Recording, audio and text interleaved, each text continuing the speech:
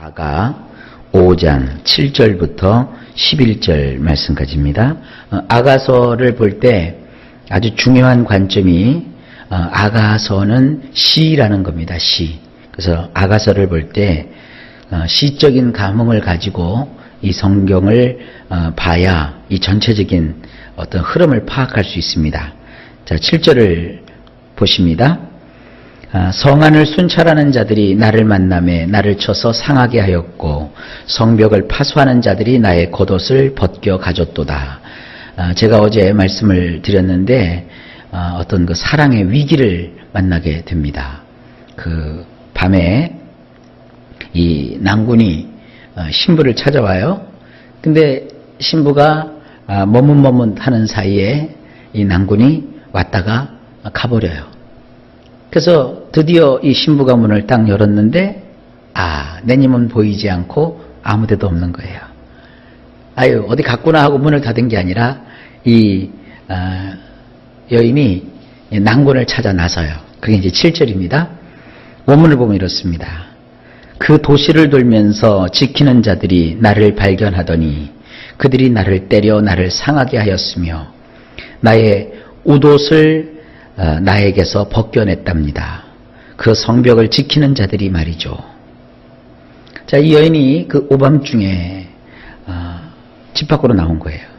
그래서 그 낭군을 막 찾아다녀요. 옷도 제대로 안 입었어요. 그죠?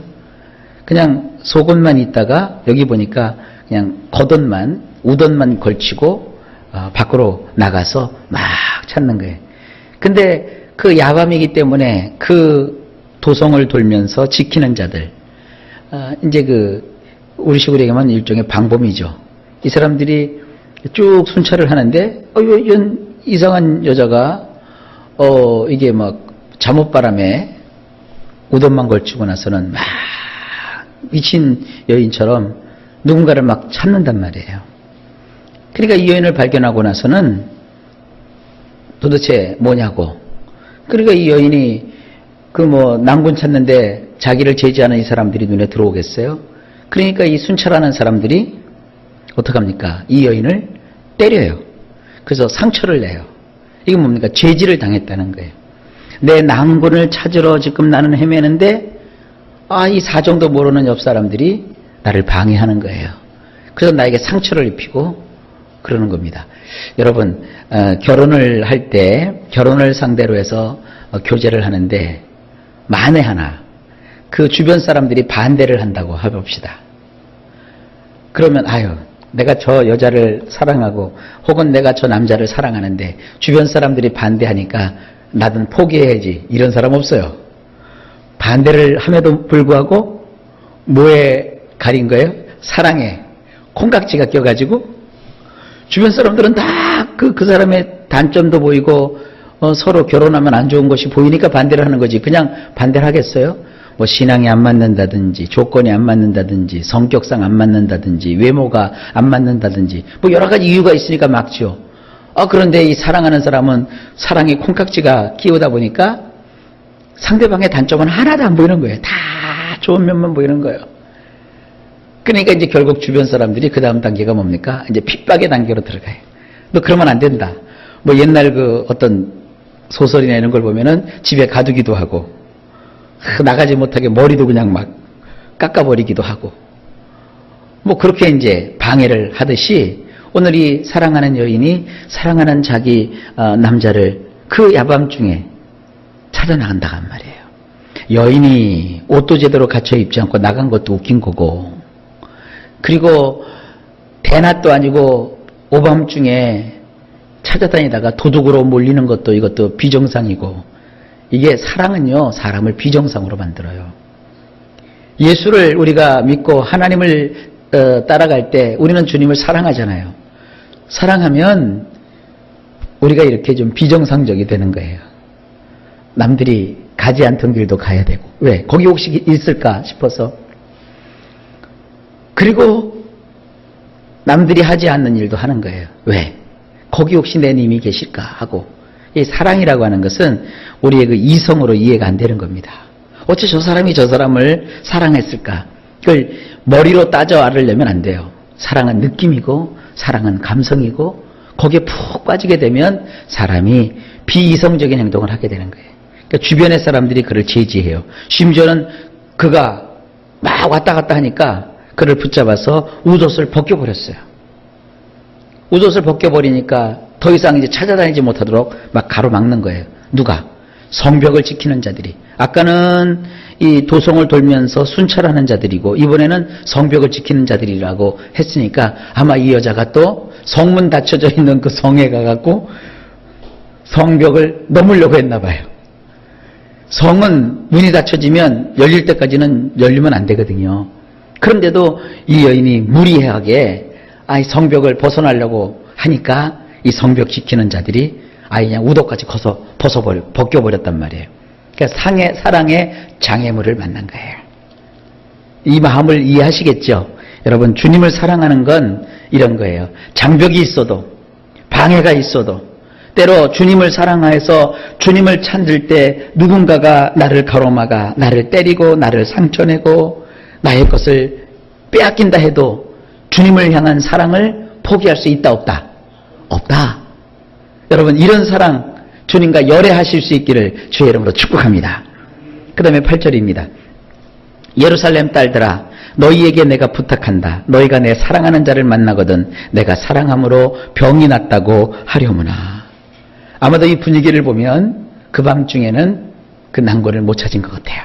군인들한테 제지를 받았죠. 이게 아마 날이 밝은 것 같아요. 그 백주대낮에 수많은 사람들이 오고 가는 그 장소에서 이제 또 부탁을 해요. 원문을 보면 이렇습니다.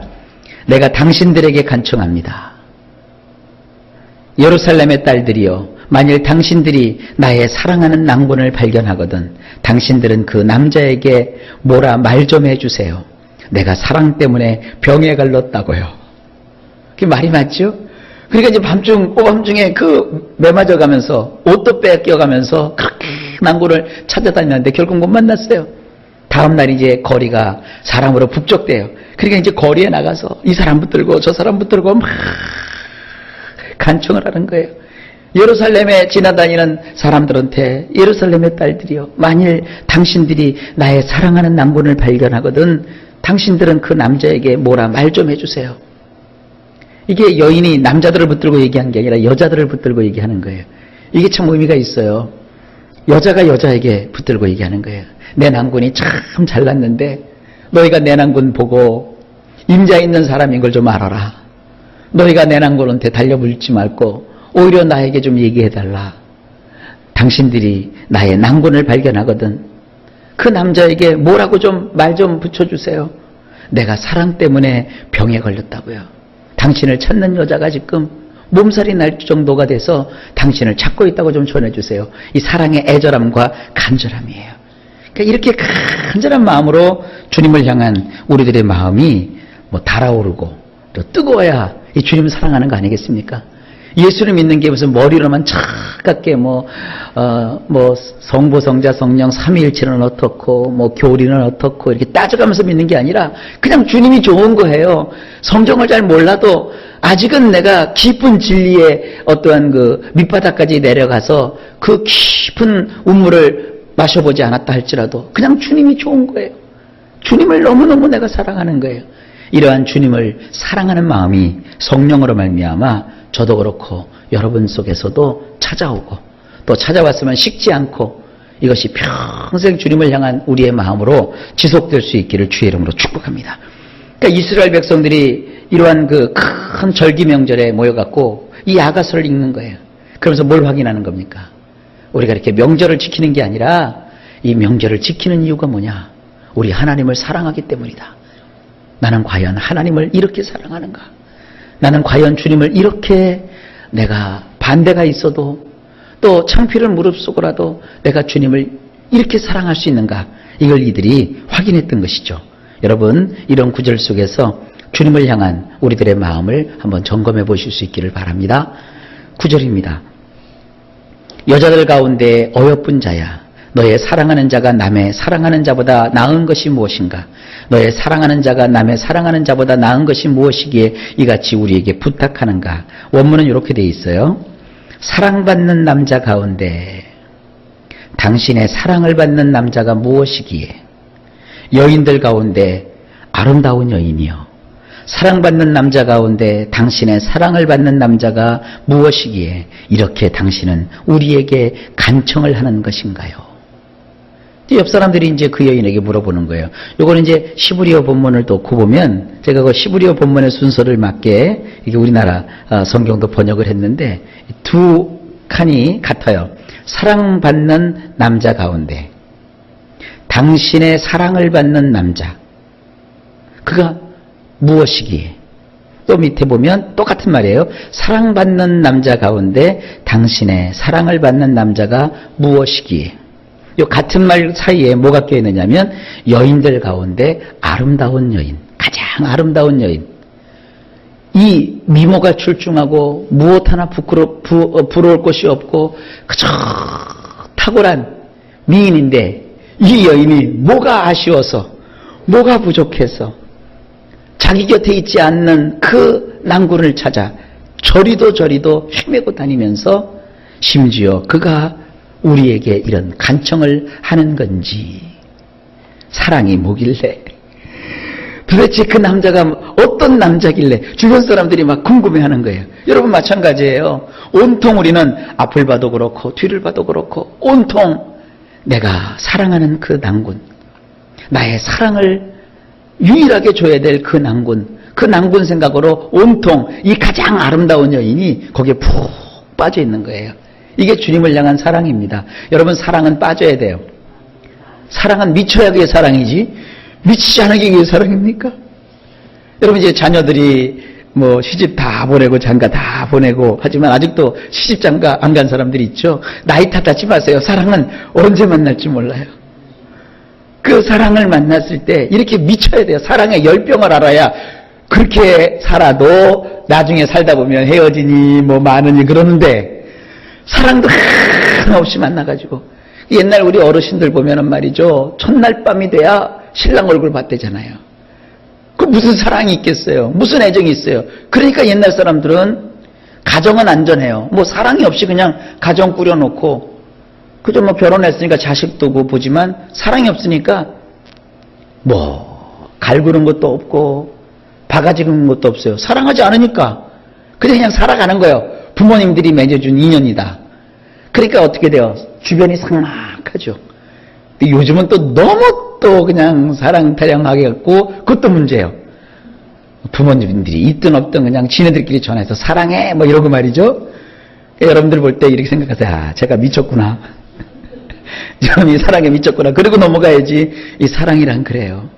참 그래도 요즘 젊은이들은 사랑할 줄 알아요. 근데 거기에 어떤 도덕이나 윤리관념이 없으면은 사랑이 큰 상처를 주는 것이죠. 사랑한 만큼 아픈 거거든요.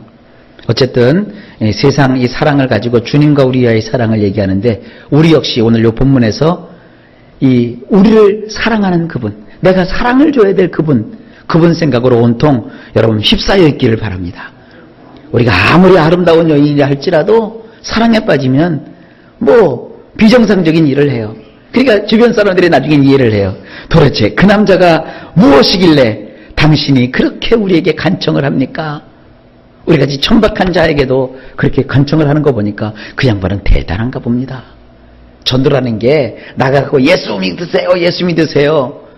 그렇게 한다고 믿는 게 아니에요. 내가 뜨겁게 주님을 사랑하면 옆 사람들이 궁금해요. 도대체 그 예수님이 누구길래 당신이 그렇게 그 예수님께 모든 것을 다 빼놓고 살아가냐고, 나도 그 사랑하고 싶다고 이렇게 오는 거예요. 여러분 주님을 뜨겁게 사랑하십시오. 그 다음에 10절 내 사랑하는 자는 시고도 불고 많은 사람 가운데서 뛰어나구나. 이제 이 여인이 이제 고백하는 거예요. 내가 사랑하는 난골에 대해서 고백하는데 이 여인이 하는 말이 범상치가 않아요. 약간 맛이 간 여자처럼 이 남자한테 폭 빠졌어요. 이 남자에 대해서 이제 쭉 얘기를 하는데 뭐 얼마나 미사여구를 갖다 붙이는지 몰라요. 사랑에 빠지면 눈에 콩깍지가 낀다고 그랬죠. 깍지가 껴갖고 이제 그 남자가 다 이뻐 보이는 거예요. 자 보세요. 그 내용들이 나옵니다. 10절에 내 사랑을 받는 낭고는 현혹적이며 혈색이 좋은 게 수많은 사람들 가운데서도 눈에 확 뜨인답니다. 이 여인이 이제 노래를 하는 거예요. 타령을 하는 거죠. 내 사랑을 받는 난군, 내가 사랑하는 난군은요, 현혹적이래요. 이 현혹적이라는 거를 요즘은 고혹적이라고 표현을 해요. 막 매력이 넘친다는 거예요. 지 눈에나 매력이 넘치는 거지, 뭐, 남들은 그러겠어요. 그러나 사랑에 푹 빠지니까 이 여인이 이 남자를 보니까 현혹적이래요. 그리고 혈색도 붓대요. 이 혈색이 좋다는 게 뭐냐? 얼굴이 불구스름하다는 거예요. 이 성경의 표현에 보면 이 혈색이 좋다는 게 굉장히 미남형입니다. 호남형. 아주 여러분들 탤런트들이나 이런 영화 배우들 보면 아주 남자들인데 여자보다 더 예쁜 남자들 있죠. 그 사람들이 이렇게 화보집 같은 거 보면은요, 남자인데도 얼굴이 바르스름한 게 막 얼마나 고운 피부에 좋고 윤기 나는 그와 같은 머리털에 멋지고 아름답게 생기는지 몰라요. 여자들이 봐도 야, 참 여자보다 더 예쁜 남자다 이렇게 표현하기도 해요. 그게 지금 이런 표현입니다. 혈색이 좋은 게 수만 명의 사람들 가운데서도 딱 보면 눈에 확 띄인대요. 사랑을 하면 그래요. 그 다음에 구절을 보십시다. 머리는 순금 같고 머리털은 고불고불하고 까마귀같이 검구나. 이것도 원문으로 보면 이렇게 되어 있습니다. 그 이의 머리는 순금 같고, 머리가 금덩어리라는 거예요.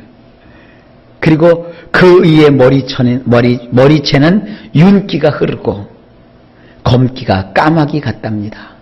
우리는 이 까마귀를 별로 안 좋아하는데 원래 그 까마귀가 흉조가 아니라 길조입니다. 우리는 까마귀 대신에 까치를 좋아하대요.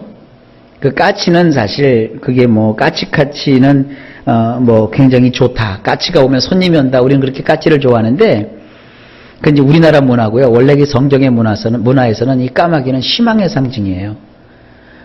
그 노아 방주에서 나왔을 때 자유를 상징하고 희망을 상징할 때 이 까마귀고요.